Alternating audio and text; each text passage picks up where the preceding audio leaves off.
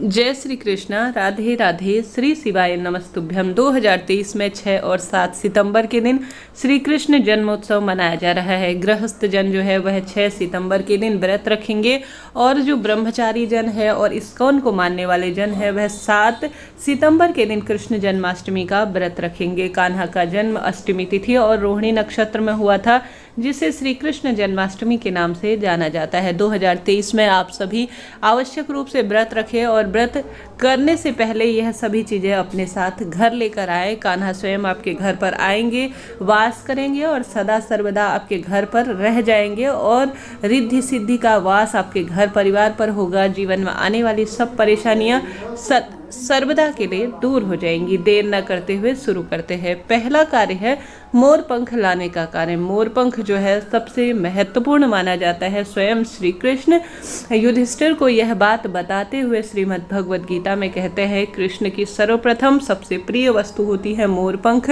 जन्माष्टमी से पहले मोर पंख अगर घर पर लाकर स्थापित करते हैं तो कहा जाता है बुरी शक्तियां घर पर नहीं भटकती है, ग्रह कलेश नहीं होता, काल सर्प दोष इत्यादि दूर होता है और साथ ही परिवार में आने वाली सभी विपदाएं भी तुरंत दूर हो जाती है।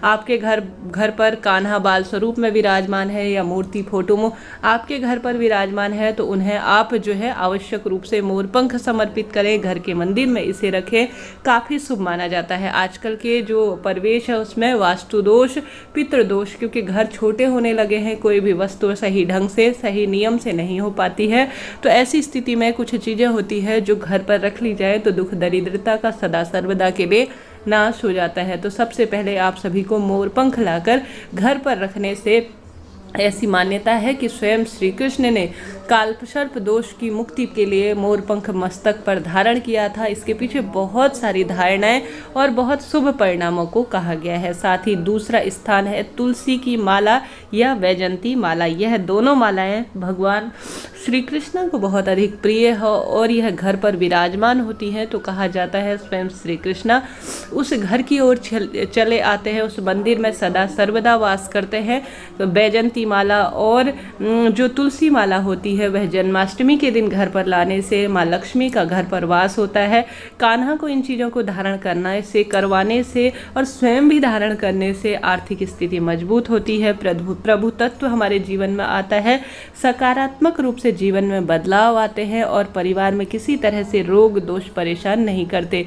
आप सभी तुलसी माला से ओम नमो भगवते वासुदेवाय महामंत्र का रोज नियम पूर्वक एक माला का जाप करना या श्री कृष्ण से संबंधित कोई भी सरल से मंत्र का जाप करना इस पवित्र महीने में जो कि भाद्रपद माह श्री कृष्ण को समर्पित है अद्भुत माना जाता है, सुंदर स्वरूप के रूप में जाना जाता है। तुलसी की लकड़ी से बनी हुई माला अर्थात तुलसी की लकड़ी की माला सबसे पवित्र माला के रूप में जानी जाती है। अभी तक आपके घर पर विराजमान नहीं है तो आप सभी लाकर जरूर से रख दीजिए, इससे आपके जीवन में आने वाली सभी परेशानियां दूर होती चली जाएंगी।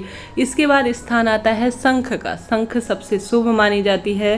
श्री कृष्ण भगवान विष्णु के अवतार है। कहते हैं शंख में मैं माँ लक्ष्मी के रूप में वास जो है, ऐसा मान्यता है कि घर में अगर शंख विराजमान होती है तो माँ लक्ष्मी सदा सर्वदा के उस घर में विराजमान होती है और जिस घर में सुबह शाम शंख की ध्वनि होती है अर्थात शंख बजाई जाती है तो नकारात्मक ऊर्जा उस घर में प्रवेश नहीं करती।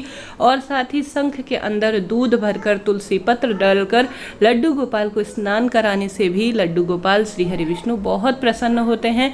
जीवन में धन संपदा की वह स्वयं ही वृद्धि कर देते हैं। तो आप सभी कृष्ण जन्माष्टमी से पहले आपके घर पर यह विराज नहीं है तो आप छोटे स्वरूप में या बड़े स्वरूप में घर लाकर जरूर से इसे स्थापित कर लीजिए। अब बात कर लेते हैं दूसरे स्थान पर आने वाले माखन मिश्री की। कृष्ण जन्माष्टमी के आसपास 1-2 दिन पहले अगर आप कान्हा को कुछ भी समर्पित नहीं करते, कोई विशेष आराधना नहीं करते, कुछ विशेष नियमों के साथ पूजन पाठन नहीं कर पाते तो मात्र कान्हा को आप माखन मिश्री का भोग लगा देते हैं तो इससे जिससे वह तत्काल खींचे चले आते हैं और कहा जाता है सभी मनोरथ इससे सिद्ध हो जाती है। इसके बाद स्थान आता है तुलसी पत्र। तुलसी पत्र कभी भी कृष्ण जन्माष्टमी के दिन नहीं तोड़े। जिस दिन व्रत होता है सांझ के समय, एकादशी के दिन, रविवार के दिन तुलसी में जल नहीं चढ़ाया जाता और न ही तुलसी पत्र तोड़ा जाता है। तो व्रत से पहले ही आपको यह वीडियो प्राप्त हो रहा है ताकि आप तुलसी पत्र पहले ही तोड़ कर रख लें और अपनी पूजा आराधना को संपन्न बनाएं और किसी भी दोष से बचने का यह सबसे श्रेष्ठ कार्य कहा गया है। तुलसी पत्र कई दिनों तक बासी नहीं होता। तुलसी पत्र रखकर आप सभी श्री कृष्ण भगवान को भोग लगाएं। कोई भी भोग हो, भले ही वह 56 भोग हो, परंतु उसे बाल गोपाल कान्हा स्वरूप जब तक उसमें तुलसी पत्र नहीं डाला जाता तब तक स्वीकार नहीं करते, ऐसा शास्त्र वर्णन कहता है। तो तुलसी पत्र रखकर आप स्टोर कर लीजिए। तुलसी पत्र चढ़ी हुई भी आप श्री हरि विष्णु के ऊपर दोबारा काम में ले सकते हैं, किसी कारण से भूल गए हैं तो इन चीज़ों का आप सभी ध्यान रखें।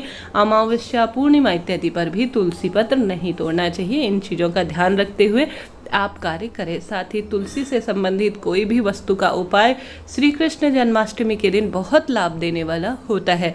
सरल से नियम है, उपाय है, इनके लाभ अनगिनत है। छोटे छोटे से प्रयास आपके जीवन को सार्थक बनाने में सहायक हो सकते हैं। साथ ही इसके बाद स्थान आता है बांसुरी।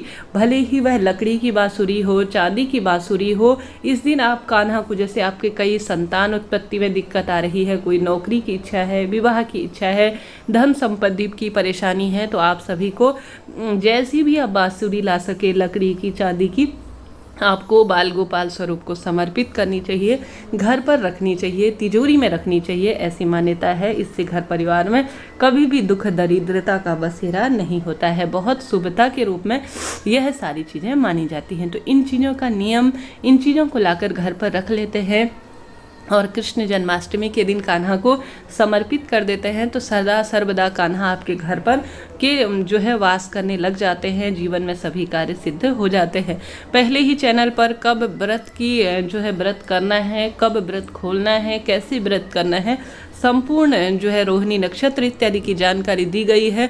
आप कहेंगे तो दोबारा से आपको वह वीडियो प्राप्त हो जाएगी। आप कहिएगा, उस वीडियो को देखकर अपनी पूजा आराधना संपन्न करें। इसके बाद बारी आती है गौ माता अर्थात गाय और बछड़े के फोटो या प्रतिमा, जो भी स्वरूप हो आपके पास, उसे लाने का प्रयत्न करें। अगर घर पर नहीं है तो जैसा शास्त्रों में वर्णित है, धर्म ग्रंथों में कहा गया है, कान्हा को गौ माता से बहुत प्रेम है। 33 कोटि देवताओं का वास गौ माता में, गाय और बछड़े में माना जाता है।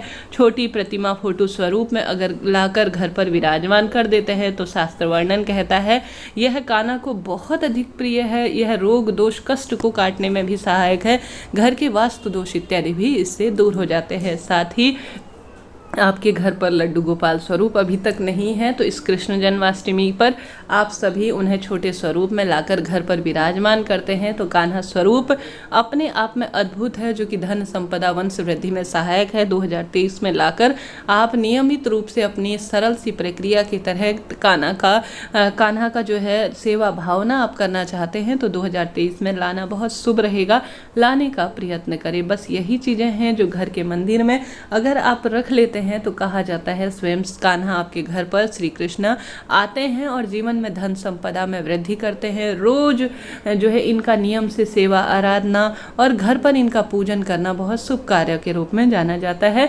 और साथ ही तुलसी माँ अभी तक आपके घर पर विराजमान नहीं है तो सबसे महत्वपूर्ण माँ लक्ष्मी के स्वरूप में और श्री कृष्णा की प्रिया आप लाकर घर के द्वार पर स्थापित करें। रोज विधि विधान से जल और दीप उन्हें प्रज्वलित करने से घर के सभी दोष भी कटते चले जाते हैं। वीडियो उपयोगी रहा हो तो लाइक करें, शेयर करें, सब्सक्राइब करें। हर हर महादेव।